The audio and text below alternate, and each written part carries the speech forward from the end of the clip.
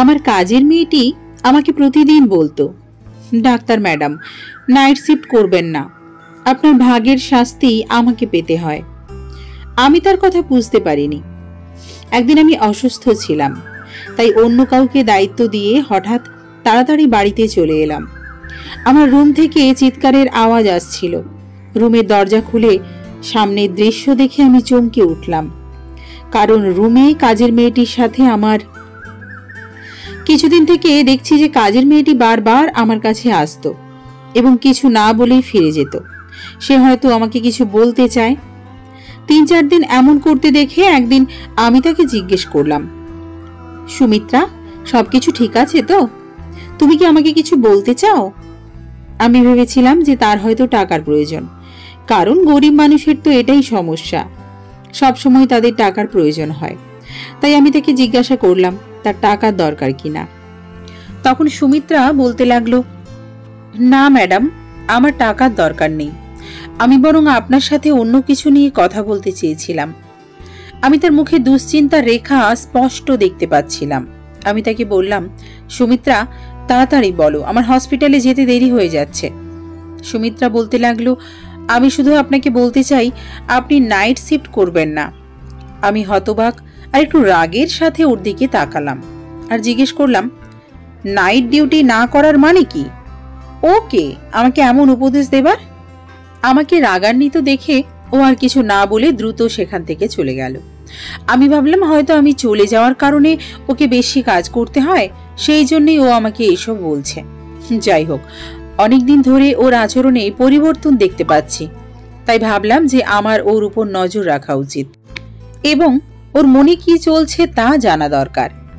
যাই হোক, আমি হাসপাতালে চলে গেলাম। যদিও আগে আমি শুধু দিনের ডিউটি করতাম, তবে গত 4 বছর ধরে আমি নাইট শিফট করছি এবং এতে আমার কোনো সমস্যা হয়নি। এখন বাচ্চারা বড় হয়ে গেছে এবং বাড়িতে সুমিত্রা আছে। ওকে পুরো সময়ের জন্য রাখা হয়েছিল, যাতে ও দিন রাত আমাদের বাড়িতে থাকে।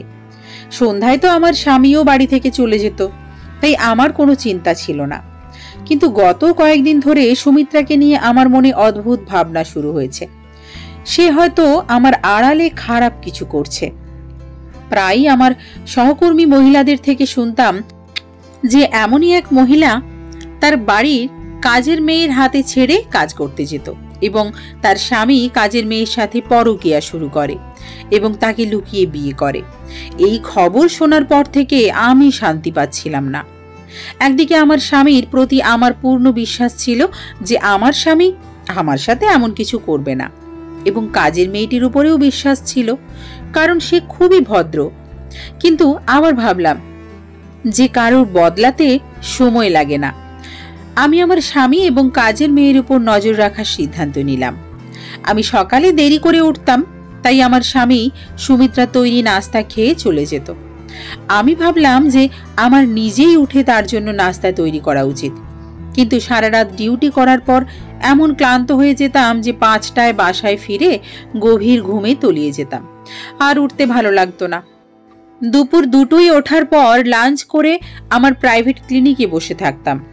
হাসপাতালের চাকরির পাশাপাশি আমি একটি প্রাইভেট ক্লিনিকও খুলেছিলাম, যেখানে আমি গরিব মানুষের চিকিৎসা বিনামূল্যে করতাম। ক্লিনিক থেকে আসার পর সন্ধ্যার চা খেয়ে হাসপাতালে যেতাম। মাঝে মাঝে আমার স্বামী আমাকে অভিযোগ করে বলতো, রুমি, তুমি তোমার জীবনকে এতটা ব্যস্ত করে ফেলেছো যে আমাদের জন্য তোমার সময়ই নেই। আমিও তোমাকে ভালোবাসি এবং তোমার প্রয়োজন অনুভব করি, কিন্তু আমার স্বামী খুব ভালো ছিল। আমি তাকে খুব তাড়াতাড়ি মানিয়ে নিতাম এবং ও আমার অসুবিধাগুলো বুঝতো। জীবনে একই রুটিন চলছিল। কিছুদিন শান্তিতে কেটে গেল, আমি তেমন কিছু দেখতে পেলাম না, তাই আমি কিছুটা নিশ্চিন্ত হলাম। কিন্তু একদিন সুমিত্রা আবার আমার কাছে এসে বলল, ম্যাডাম, আপনি আমার কথা শুনুন, দিনের বেলায় আপনার ডিউটি করিয়ে নিন, তাহলে আপনার ভাগের শাস্তি আমাকে ভোগ করতে হবে না। এবার ও খুব রেগে বলেছিল এবং কথা শেষ করেই সেখান থেকে চলে গেল। ওর কথা শুনে আমি হতবাক হয়ে গেলাম যে আমার ভাগের শাস্তি মানে কি? ও আমার স্বামীর সাথে আমার ভাগের সময় কাটাচ্ছে না তো? এই ভেবে আমার পায়ের নিচ থেকে মাটি সরে গেল। আমার স্বামীর ওপর আমার যে বিশ্বাস ছিল সেটা নড়বড়ে মনে হতে লাগলো। তারপর ভাবলাম, না, এটা সম্ভব না। ও নিশ্চয়ই এমনি এই কথা বলেছে। কিন্তু তারপরও আমি জানতে চাই যে আমার নাইট শিফট না করে ডেতে ডিউটি করার জন্য ওর এত জোর করার পেছনের উদ্দেশ্য কি? আমি একজন ডাক্তার এবং আমি সারা জীবন সততার সাথে কাজ করেছি এবং কখনো কারো কাছ থেকে কোনো অনুগ্রহ নেইনি। হাসপাতালের কমিটি আমাকে যে ডিউটি দিয়েছে তা আমি সানন্দে গ্রহণ করেছি এবং পূর্ণ নিষ্ঠার সাথে তা পালন করেছি। এখনো আমি নাইট শিফটের কথা বলেছিলাম যে আমি নাইট ডিউটি করব, এতে আমার কোনো সমস্যা নেই। এখন আমি হঠাৎ করে ছেড়ে যেতেও পারবো না, তাহলে আমার নাম খারাপ হয়ে যাবে। এত বছর ধরে আমি কঠোর পরিশ্রম করেছি এবং কখনো কথার খেলাপ করিনি। পুরো স্টাফেদের আমার উপর অনেক আস্থা ছিল, কিন্তু এভাবে আমি আমার সংসারটাও নষ্ট করতে চাই না। তাই ভাবলাম কিছু একটা করা দরকার। সুমিত্রা গত 1 বছর ধরে আমার বাড়িতে কাজ করছে। এতদিনে ওর বিরুদ্ধে আমার কোনো অভিযোগ ছিল না। ও একজন বিধবা যার 2টি সন্তান আছে এবং ও তাদের ভরণ পোষণের জন্য আমার বাড়িতে কাজ করত। আমি চাকরির প্রথম দিনই তাকে বলেছিলাম যে তোমাকে এখানে 24 ঘন্টা থাকতে হবে। ওর সন্তানদের নিয়ে কোনো চিন্তা ছিল না, কারণ ওর সন্তানদের দেখাশোনা করার জন্য ওর বাবা মা ছিল এবং তারা গ্রামে থাকতেন। ও একাই আমাদের বাড়িতে থাকত। ও যা বেতন পেত তা ওর গ্রামের বাড়িতে পাঠিয়ে দিত। যদিও আমি ওকে অনেকবার বলেছিলাম যে তুমি চাইলে তোমার সন্তানদের এখানে নিয়ে আসতে পারো, তুমি যেখানে থাকো তোমার সন্তানরাও সেখানেই থাকবে, কিন্তু কেন জানি না ও রাজি ছিল না। ওর সাথে সময়টা ভালোই যাচ্ছিল। আজ পর্যন্ত ও কখনো কারোর বিরুদ্ধে কোনো অভিযোগ করেনি, কিন্তু এখন গত কয়েকদিন ধরে খেয়াল করছি ওর আচরণ অদ্ভুত হয়ে গেছে। প্রতিবারই ও আমাকে একই কথা বলতে থাকলো, ম্যাডাম দিনের বেলা আপনার ডিউটি নিয়ে নিন আর রাতে বাসায় থাকুন। আমি কিছুই বুঝতে পারছি না রাতে বাসায় কি এমন হয় যার কারণে ও এত ঘাবড়ে যায় এবং আমাকে এই কথা বলে। একদিন এমন হলো যে আমি ডিউটিতে ছিলাম, এমন সময় হঠাৎ একজন নার্স আমার কাছে এসে বলল যে অনেক দূর থেকে একজন মহিলা আপনার সাথে দেখা করতে এসেছেন। আমি জিজ্ঞাসা করলাম সে কি রোগী, কারণ এই সময় আমার ডিউটি ছিল। তখন সে বলল না, তিনি আপনার কোনো আত্মীয়। এই সময়ে আমার কোনো আত্মীয় আমার সাথে দেখা করতে হাসপাতালে আসতে পারে? ভাবতে ভাবতে বের হলাম। বাইরে গিয়ে দেখি একজন অচেনা মহিলা দাঁড়িয়ে আছেন। আমি বিরক্তির সাথে তার দিকে তাকিয়ে জিজ্ঞেস করলাম, কে আপনি এবং আমার সাথে দেখা করতে চাইছেন কেন? তুমি কি ডাক্তার সুমাইয়া? আমি বললাম, হ্যাঁ আমি ডাক্তার সুমাইয়া। আমার কথা শুনে সে হঠাৎ তার মোবাইলের ক্যামেরা বের করে আমার ছবি ক্লিক করেই হঠাৎ পালিয়ে গেল। আমি কয়েক সেকেন্ডের জন্য বুঝতে পারিনি কি হলো ব্যাপারটা, এবং যখন বুঝতে পারলাম তখন সে আমার থেকে দূরে পালিয়ে গেছে। আমি তার পেছনে জোরে দৌড়ালাম যাতে তাকে জিজ্ঞেস করতে পারি কেন সে আমার ছবি তুলেছে এবং সে কে, কিন্তু সে খুব দ্রুত ছুটতে ছুটতে আমার নাগালের বাইরে চলে গিয়েছিল। আমি ফিরে এসে ভাবতে লাগলাম, হে ভগবান, আমার সাথে এসব কি হচ্ছে? কে এই মহিলা আর কেন এখানে এসেছিল? কে জানে। আমার কিছু একটা গড়বড় মনে হচ্ছে, যেন খারাপ কিছু হতে চলেছে। আমার ষষ্ঠ ইন্দ্রিয় বারবার আমাকে সংকেত দিচ্ছিল যে সম্ভবত আমার জীবনে কিছু খারাপ ঘটনা ঘটতে চলেছে। আমি এটা জানতাম যে আমি আমার ফ্যামিলি এবং আমার স্বামীকে খুব বেশি উপেক্ষা করছি, কারণ রাতের ডিউটি করে খুব ক্লান্ত হয়ে পড়তাম আর সকালে দেরি করে ঘুম থেকে উঠতাম। আমি যখন ঘুম থেকে উঠি তখন আমার স্বামী অফিসে চলে গেছে এবং রাতে যখন আমি ডিউটিতে যাই তখনও সে অফিস থেকে আসে না। অদ্ভুত জীবন হয়ে গেছে। অনেকদিন আমার স্বামীর সাথে কথাও হচ্ছিল না। আমি এটা অনুভব করতে পেরে সাথে সাথে মোবাইল বের করে আমার স্বামীকে কল করলাম। ভাবলাম অন্তত ফোনে কথা বলি, কিন্তু সে আমার ফোন ধরছে না। তখন আমি তার অফিসের নম্বরে কল করি এবং তার সেক্রেটারি আমাকে বলেন যে তিনি গত কয়েকদিন ধরে অফিসে আসছেন না। সেক্রেটারির কথা শুনে আমি অবাক হয়ে গেছি।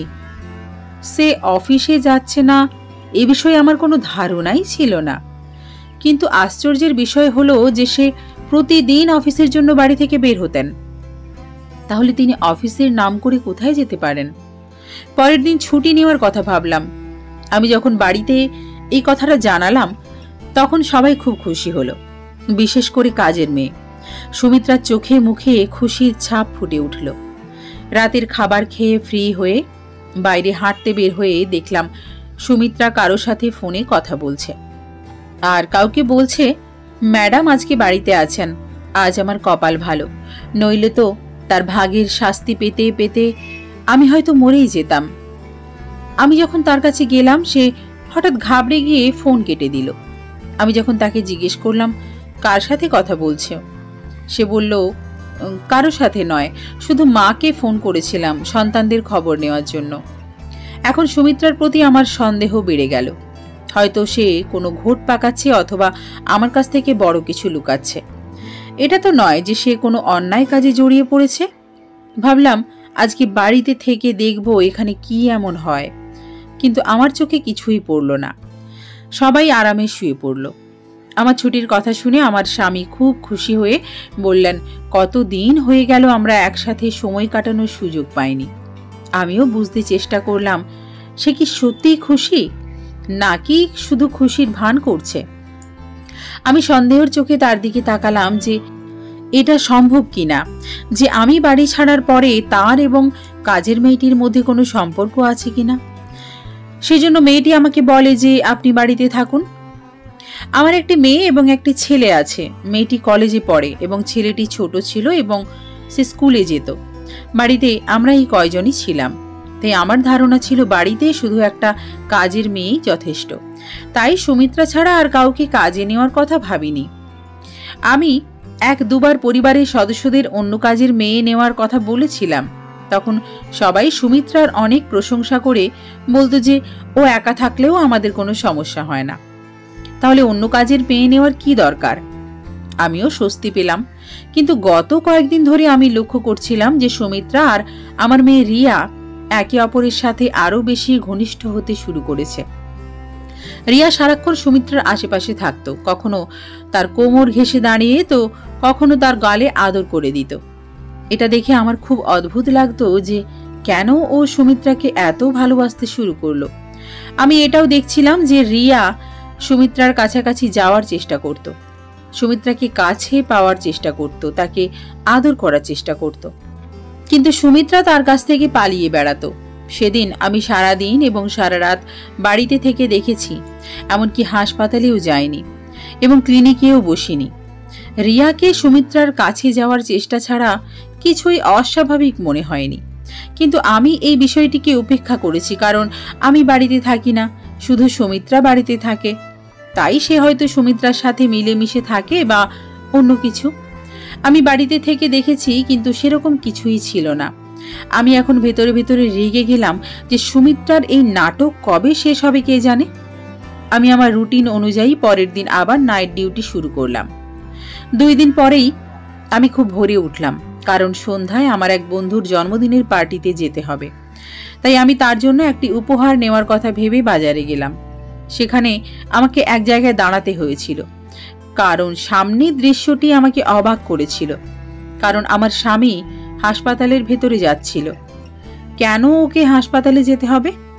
ও একেবারেই ঠিক আছে, ওর কোনো সমস্যা নেই।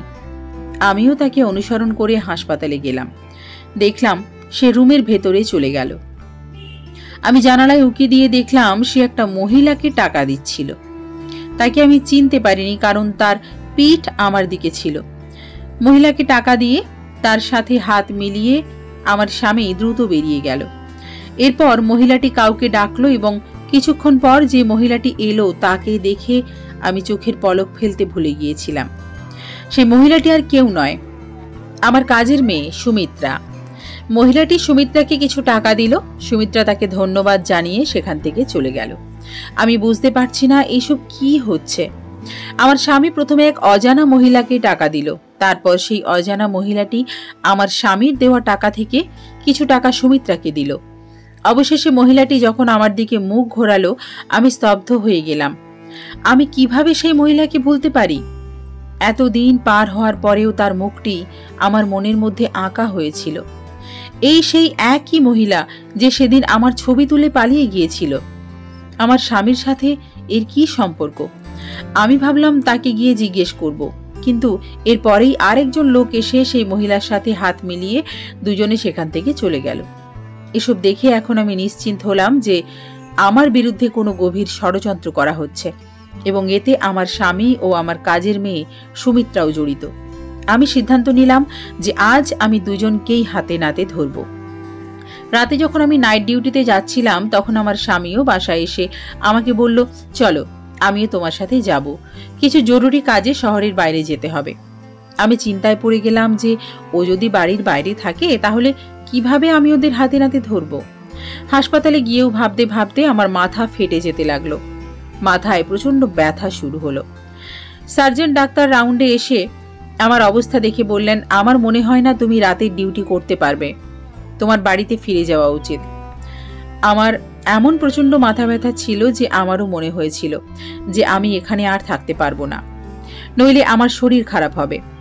আমি আমার জায়গায় অন্য একজন ডাক্তারকে ডিউটি দিয়ে এবং বাড়িতে না জানিয়ে চলে এলাম। রাতে হঠাৎ করে কখনো বাসায় আসিনি, দরজা বন্ধ ছিল। ভাবলাম ওদের ঘুম থেকে ওঠানোর চেয়ে চাবি দিয়ে দরজা খুললেই ভালো হবে।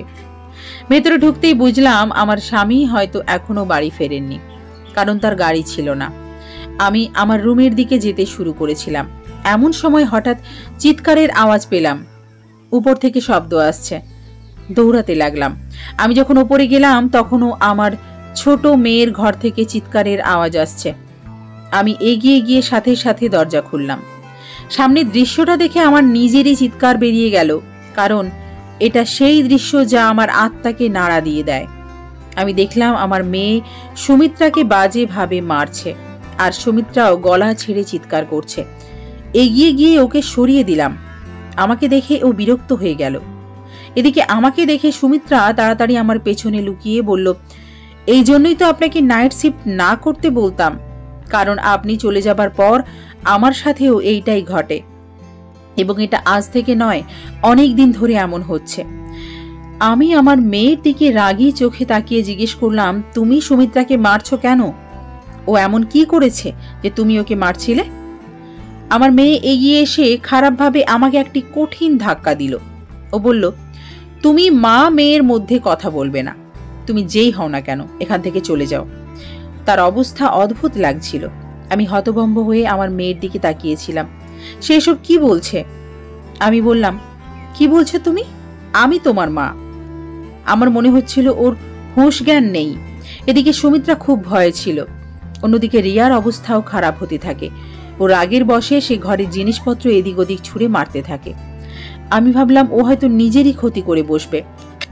আমি তাড়াতাড়ি ব্যাগ থেকে আমার সাথে থাকা একটা ঘুমের ইঞ্জেকশন নিয়ে রিয়াকে দিলাম। সে বিছানায় শুয়ে শান্তিতে ঘুমিয়ে গেল। ওর এই অবস্থা দেখে খুব মন খারাপ হয়ে গেল। সুমিত্রা দূরে দাঁড়িয়েছিল। আমি বুঝতে পারছিলাম না কি হচ্ছে এসব। আমি জিজ্ঞেস করলাম, এসব কি আর কবে থেকে হচ্ছে, আর তুমি আমাকে বলনি কেন? তখন সে বলল, আপনি আমার সাথে এলে আমি আপনাকে সব বলবো। আমি মেয়ের দিকে তাকিয়ে ভাবছিলাম কি হচ্ছে, কেন হচ্ছে, ও আমাকে চিনতে পারছে না কেন? সুমিত্রা রুম থেকে দৌড়ে বের হয়ে গেল, যেন এখানে 1 মিনিটের জন্য থামলেও রিয়া তাকে আবার ধরে নেবে। আমিও চিন্তিত হয়ে নিচে নেমে এলাম। তারপর সে বলতে শুরু করলো যে যা কিছু দেখলেন সব আপনার কারণেই ঘটেছে। আমি আপনাকে কতবার বলেছি যে আপনি নাইট শিফট করবেন না, রাতে বাসায় থাকুন, কিন্তু আপনি কোনো কথাই শুনতে রাজি ছিলেন না। আপনার কি মনে আছে শেষ কবে আপনি আপনার সন্তানদের কাছে বসে তাদের সাথে কথা বলেছেন, তাদের ভালোবেসেছিলেন বা তাদের মনের কথা শুনেছিলেন? ওর কথা শুনে আমি চুপ হয়ে গেলাম, কারণ সত্যিই তো, ও তো সত্যি কথাই বলছিল। ছোটবেলা থেকেই আমার ডাক্তার হওয়ার খুব শখ ছিল, তাই অনেক কষ্টে আমার শখ পূরণ করেছি।